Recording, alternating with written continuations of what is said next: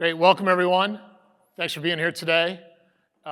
We are here to talk about evolving trends in streaming media, probably a pretty good topic for this particular track at the conference. And I'm going to be audibly asking for slides to change, so I know that could be annoying sometimes, but can we click one slide, please? All right, so just to introduce ourselves, I'm going to be playing the role of MC, so my name's David Warren. I lead the Subscribed Institute for North America for a company called Zora. If you're not familiar with Zora, we are an offer-to-revenue SaaS company that helps companies manage their back-end systems for any recurring revenue business. And I'm pleased to be joined here by my special guest and luminary, Tim. Tim, you want to introduce yourself? Sure. Tim Cutting, manage the business for Gracenote. Gracenote is a Nielsen company. As you know, Nielsen measures audience. We drive the engagement of the audiences. So we connect people with the content they love and power most of the world's entertainment through metadata. Great. Thanks again for being there, Tim. So before we hear more from Tim, I thought I would just set the stage and give you a little bit of a snapshot of some of the things that we're seeing in the recurring revenue space. So we're a think tank. My team's a think tank within Zora. So we take kind of an independent look. We have a lot of proprietary data around what's happening in recurring revenue across multiple industries, including yours, and thought I would share that. Let's advance one slide. Last week, we just came out with our flagship report, which is called the Subscription Economy Index, affectionately known as the SEI. Today, we actually did a webinar and kind of shared it. If you're interested in picking up a copy, it's free. You can go to our website, you can go to Zora, you can go to subscribedinstitute.com. I think you can go to subscribe.com, and just about every link will take you to this report. And essentially what we do is we look at all of the data that's coming off of our platform. We chop it up by industry, we chop it up by customer type, and then we look for all sorts of interesting nuggets around trends around things like average revenue per account growth, year-over-year account growth, churn, and the like. And let's advance one more slide, please. I thought I would I'm not going to go deep into this report, but I would just focus on a couple of pieces that I think will be relevant to this group, which is obviously media and entertainment. So this is from one of the sections within the report. And for those of you that are colorblind, I apologize. We need to rework some of these colors. But essentially, there are 4 lines on this chart. The black line, which is, if you look to the far right, it's the one that's like third from the top. That is the overall media and entertainment sector growth we've seen since we started launching this report since we started running this report back in 2018. The light teal line that's somewhat above it, that's our we always want to bring in a third-party benchmark, and the one that's closest to this space, I don't really love it, quite honestly, is the Invesco dynamic media piece. The one that's most relevant for this group is the one that is the second one down from the top if you look to the right. And that's what we're calling new media growth. Okay, well, what's new media? So new media would include OTT for sure. It also includes a little bit of gaming, but not so much gaming where it's going to be skewing the results. And then that one that's far on the bottom, that's publishing media. And obviously, publishing has had its own unique challenges for the last decade, frankly. And while they're still growing, they've also seen a lot of flattening in the last couple of years. So I think the good news, at least for the OTT space or the new media space, is that this industry has really been buoying the media and entertainment sector. Now, it may not feel like that all the time, but from a subscription lens, and this is purely subscription, we're not including any ad revenue here. We are going to talk about that in a bit, though. This is purely on the subscriber piece. And if we double-click into that line, can we advance the slide one more, please? And we take a look just at what's happening in new media. There's some okay news. In general, new media year-over-year revenue growth, it ticked up slightly. We weren't seeing the big jumps that we saw, say, 8 years ago, 5 years ago. Things have really mellowed out. Churn is down, negative numbers in churn, obviously that's a good thing. So we've seen that year-over-year churn has improved. ARPA growth, that third number there, the year-over-year growth rate, so that's essentially your expand number. So how well are you doing when it comes to selling your customers more stuff, whether it's through price uplift or maybe you're selling them another package. That has slowed, but not as much as we've seen in other industries. You look at SaaS, you look at manufacturing, it's actually dropped precipitously in the last 6 to 8 months. Some of that's due to the macro, and we can talk about that also in a little bit. But overall, I'd say the bright spot is surprisingly, new media year-over-year account growth rate has increased. Now, what does this due to? Is this because millennials are finally getting kicked off their parents' accounts and now they have to start their own? Yep, possibly. That's probably a little bit of it. There's also, we've seen some creativity around some new specialist packages that some companies have put out. And I can share a little bit more detail on that in a bit as well. But this is essentially, hopefully these numbers kind of somewhat are somewhat similar to you in your own business. If you're exceeding these, great. You're definitely above the median. Go to the next slide, please. So what's happening? What's driving this performance? Well, there's this squeeze that's happening. And I probably don't have to tell you all about the squeeze because many of you are living in the squeeze, maybe not with all of these elements, but certainly with a few of them. And so there are some external forces where, number one, market saturation. We're seeing that the game recently has been about stealing market share from all the buyers that have already bought streaming media. And essentially, you could probably make the case anybody that was interested in it probably by now has already signed up, with the exception of the few single percentage points of folks who are coming into the market.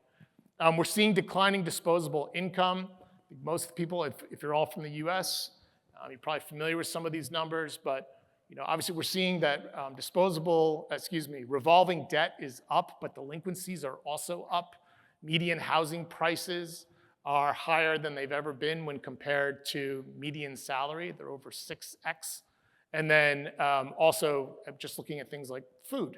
Food costs are now 11% of disposable income, which is the highest that it's been in 30 years. So what's happening is consumers are getting a bill, and every month, or every 2 months, or every year, whenever they get that bill, they're asking themselves a question, which is, do I really need this given how much else is going on in my world and given what's happening with my budget and my pocketbook? We're seeing some seasonal viewership. Probably seen a lot of this where you have kind of churn within the year. Somebody signs up real quick, they get to watch the finals, they get to watch Tour de France, and then they quickly abandon their account because they don't need it anymore. So we're starting to see some companies get really smart about that. And they're saying, maybe we need to offer seasonal packages.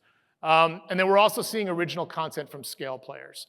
And frankly, the reason that it's mostly coming from scale players still is, jumping over to the next bubble on the internal forces, is they're the ones that can afford the increasing production costs.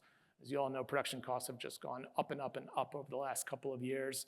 We're seeing a decline in licensing revenue, whereas in the last few years it was going kind of flat. Now we're seeing it start to dip. And so what a lot of companies are trying to do is they're saying, we got to get a lot smarter about who is our customer. We may understand the account, but we don't really understand what's going on in the household. So how can we start to collect more first-party data and use that not only to inform our marketing, but also to inform our product development? And as all of us know, and this is where the macro really comes into play, analysts have gotten really, really focused on profitability, not just in your industry, our industry as well. It's not about this promise of growth. It's, oh, sign up as many folks as you can, and then we'll figure out how to make money from them in the future. It's, nope, not profitability now. And not just at the end of the year, we want it every quarter. So that's putting that extra little oomph into that squeeze that we're all feeling. Let's go one more slide. So in terms of the industry landscape, and again, this is a sweeping generalization, so forgive me on the model. But yesterday, if you were a consumer and you were interested in buying media, you bought a bundle, right? You bought a package, you bought a cable package most often. And then today, we've seen a lot more fragmentation. Right? We've seen all of the plus networks. We've seen an explosion of plus networks and all these little add-ons and this promise that you can get rid of your cable bill. But tomorrow, we're not really sure what the future might look like. We might continue to see bundles. We might see the reintroduction of bundles. We might even see super bundles. We're starting to have conversations with customers who are very interested in kind of bundling their rivals into their package. And so there's going to be fewer players out there, which means it's going to be less ability to compete on price. But we still think there's going to be specialization. We still think there's going to be fragmentation. We see a lot of players that are really focusing, those that are really good at understanding their audience, and they have the first-party data. They can focus on things like localization. What's relevant to you? What about specialization? Are you interested in a particular sport or particular type of stories? And you can drive a premium for that type. And so in terms of strategies, I'm just kind of winding down here and then we'll get into the conversation portion. Let's go one more slide, please. Is the strategies that we're seeing. Not all of these are good strategies, by the way, but this is the mix. And if you have other strategies that you're deploying, we'd love to hear about them afterwards, off to the side of the stage. But number one is one I already mentioned. It's the scale through bundling. It is the how can we amortize our production costs? How can we amortize our distribution costs and our data management costs by bringing in other players, other partners, and bundling with them. Driving premium through specialization, which I talked about. Seasonal packages, so understanding what are the patterns of viewing that we're seeing amongst our users, and should we actually package based on what they're already doing rather than letting them game the system. And then there's the hybridization and monetization model. So it's not all subscriber growth. We know that ad-supported is becoming much more important. We know FAST has been a big part of the conversation for this particular part of the conference right now, but we see this in publishing too. It is what can we deliver for subscribers that feels premium, that is worth paying for, but also let's balance that with an ad-supported model, which will help us appeal and get into the homes and in front of the eyeballs of folks that don't want to pay or can't pay that premium. Okay, it was a mouthful. Oh, it's good. Tim, as you're listening, and let's not pretend you've seen these slides before, as you think about the squeeze, as you think about some of these strategies, what are the conversations that you're having? What are some of the questions and problems that you're hearing about most frequently from the companies that you work with? And actually, for those people who don't know Gracenote, you might need to give a little more context as to what they look for from you. Sure, yeah. So how many of you have heard of Gracenote before? Yeah, that's what I thought. A good mix, but not everybody. We power a lot of the metadata. So the data that you see on screen, sometimes the data below the hood that drives automation, but ultimately it's the data side to entertainment.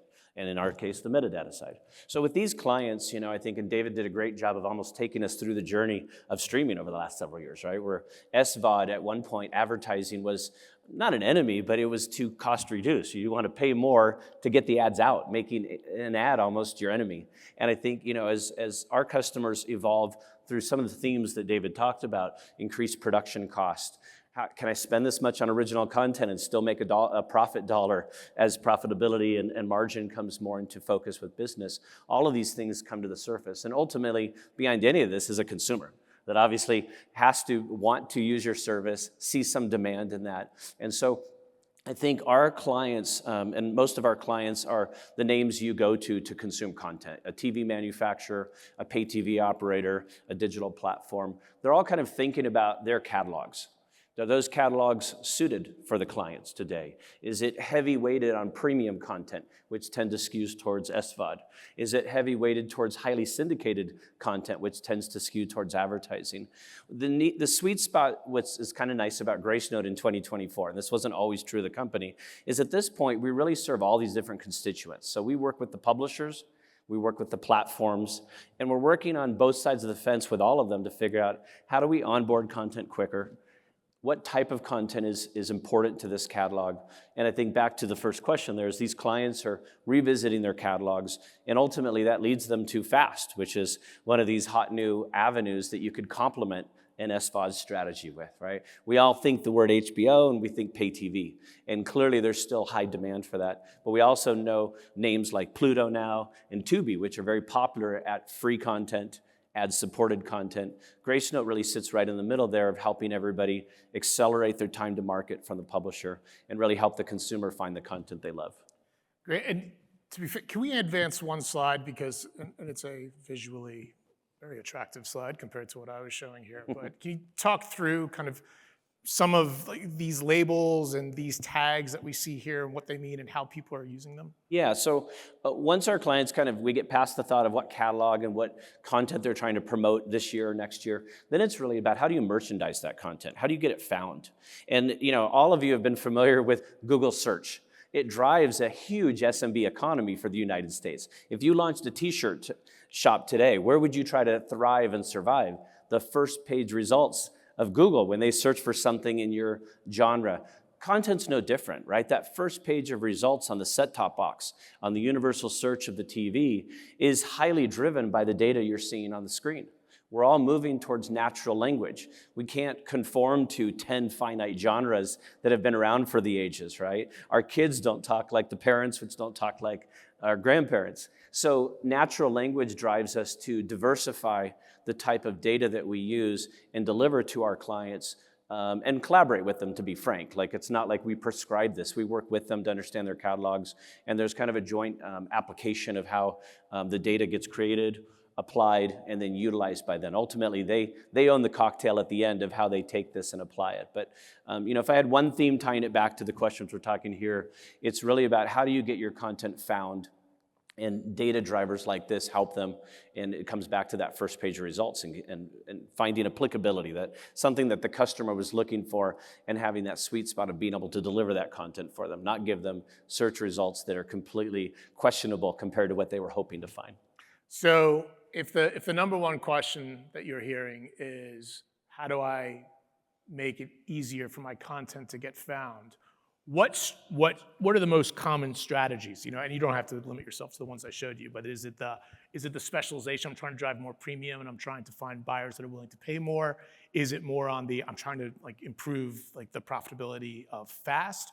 Or are you seeing, actually it's a little bit of both. It's that hybrid piece, and I want to apply this to both of those strategies and make everybody happy. I think it depends who you are in the market. Without naming names, some customers are not in advertising.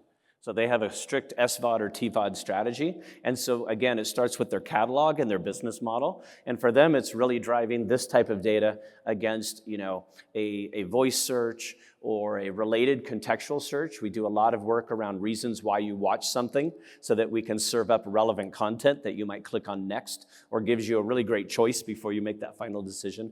But a lot of what we're doing is in that fast space right now, which is ad focused. And so AVOD, to me, I don't even say AVOD right now. I just keep saying fast because that's where my clients are trying to sort out. And if they're in the advertising side, they're trying to figure out how do they get to market with the right fast content publishers. The publishers are trying to figure out how do they create the right assortment and perhaps even schedule it in a smart way. Episode numbers are not just the way you view content anymore. You might view it serialized by theme or some other kind of contextual stitching together. And then Gracenote, of course, is trying to help them get to market quickly. So a lot of what we did recently with the Fast is launch a Fast Channel toolkit for people. And I think we view ourselves as educators a little bit, just like anyone coming to a show here to learn more. We're trying to help small publishers learn about the business models of Fast. We're helping them learn about metadata, why it matters. Contrary to popular belief, they do not just send all their content to a YouTube with everything that's needed. There might be missing images, short descriptions, and so we're just trying to drive more awareness around that. And ultimately, we're trying to squeeze the timetable so that everybody can get to market quicker. So I think the answer was a little bit multifaceted, because if you're in SVOD, it's a slightly different answer, and if you're in advertising business models, it tends to skew towards fast today and has a very different workflow than SVOD does. So I'm going to ask a somewhat impolitic question with this group, so it's akin to talking about religion and politics. But so fast, it's not going away, but how much staying power do you see? And I realize we might get a bunch of different answers from different people in this audience, but if the economic outlook for the average person in this country improves, is fast going to be as important? Do you think we're going to swing back to the subscription model? Where do you see things going? I mean, I grew up with rabbit ears. Anybody else in the room? We called that free TV.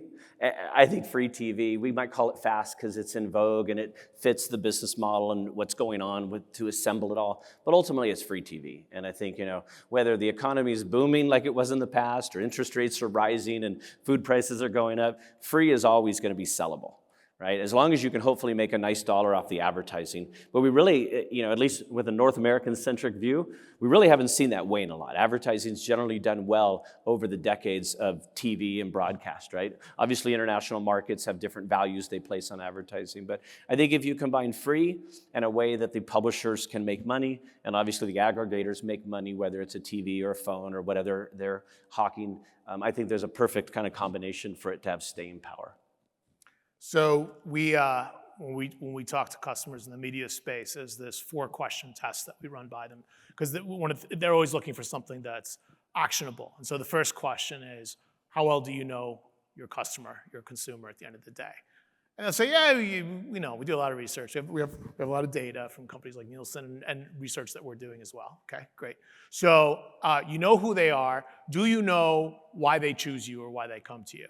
And sometimes about half of those will say, yeah, we have a pretty good idea. We know why they come to us. Then the third question is, do you know what they're willing to pay for versus what they're not willing to pay for if you look at all the things that you offer them?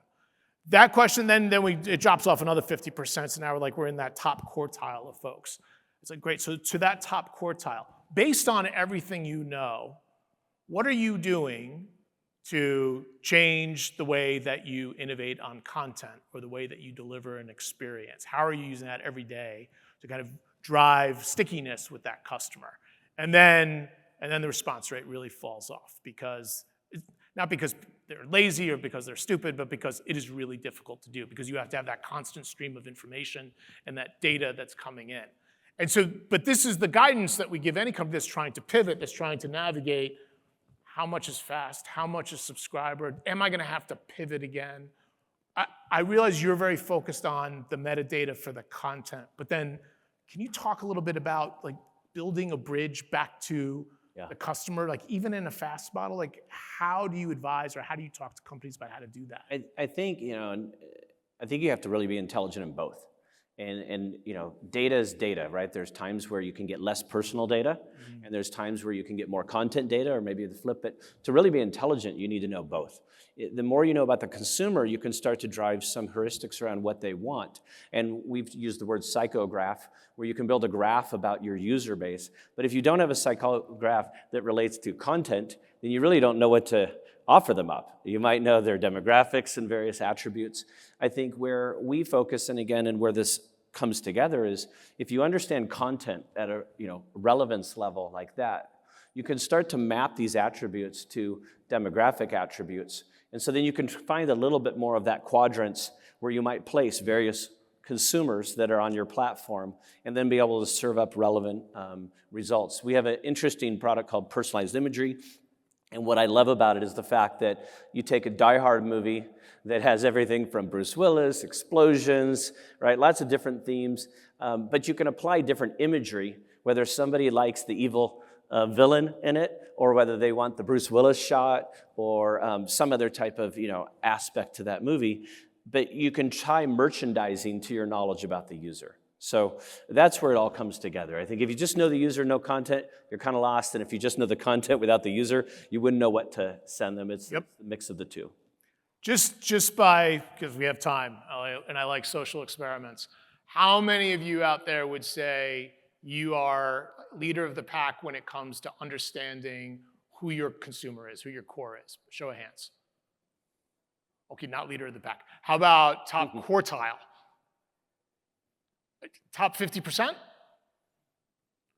Okay, so maybe some work to do there. On the flip side, how many of you would say we're leader of the pack when it comes to understanding the metadata that is attached to our content and what we produce? A little bit higher, okay? Top quartile, 50%? Okay. Also, maybe a little bit of work to do. I'm going to add one to that. Yeah. How many of you understand the content your competitors focus on? A few hands there, right? That's kind of that next level. Because when you really understand your catalog and you understand their catalogs, you can start to understand the football field, the basketball arena, how you're competing against them, where you're weak, where you're strong, and where you want to go. Great.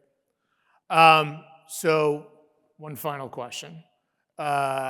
If there's a lot of these conferences, a lot of these conversations are happening. We've thrown a lot of data points out there, a lot of questions. If you were to encourage people to write one thing down on their hand coming out of this conversation, besides call Gracenote, what would it be? Data matters. I mean, we might choose to put the word meta in front of data for who we are, but I think all of you know that data matters. And while content is king, the warfare that's going on out there isn't just Game of Thrones except, against somebody else's leading tentpole production. It's a warfare of data and finding the right consumer, connecting them, retaining them. And to me, the arsenal of the future is data. I mean, we see that in most markets, and entertainment is no different. Yep, we would agree. Tim, thank you so much. Thanks for having me. Appreciate it. Thank you all. There's a break right now. If you have any questions, you can kind of come up to the stage. We're happy to answer them, and enjoy the rest of the show.